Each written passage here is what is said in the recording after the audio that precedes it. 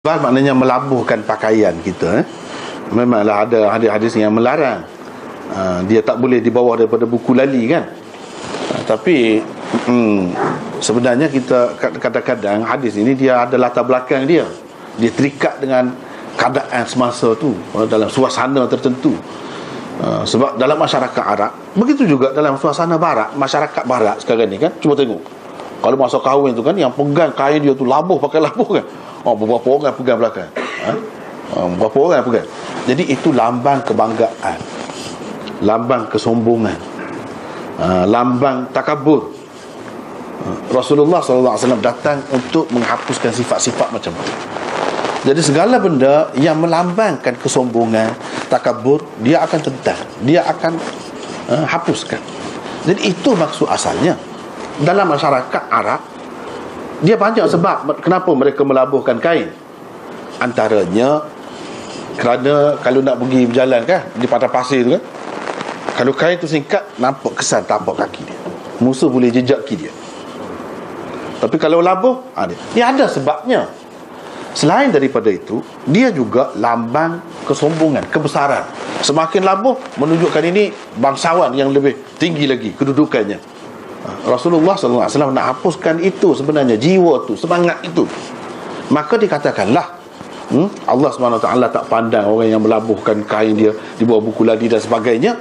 Sebenarnya yang dia nak hapuskan ialah kesombongan itu. Jadi kalau kita kata macam masyarakat kita ni, adakah orang terfikir dengan melabuhkan pakaian kain itu di bawah buku lali itu dengan maksud nak menyatakan kesombongan dia, kebesaran dia, kedudukan dia? Tak ada semua tu. Bila tak ada, kenapa kita perlu terikat dengan yang itu? Dia sebut tu ada latar belakang dia.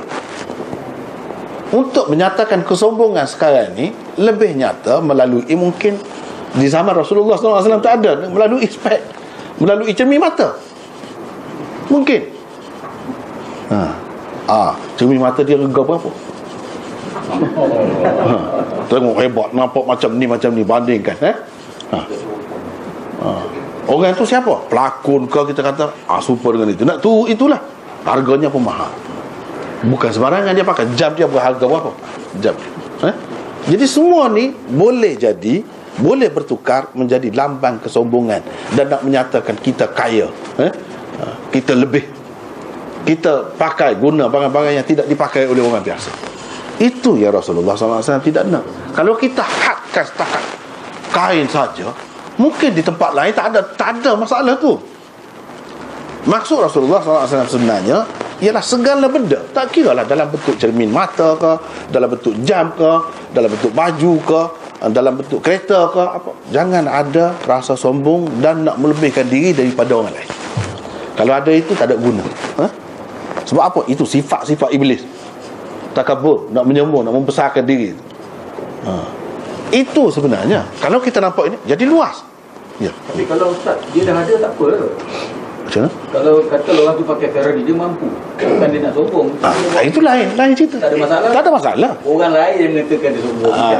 Itu berdosa lah. Jangan cepat mengata. Jangan cepat mengata. Kita tak tahu.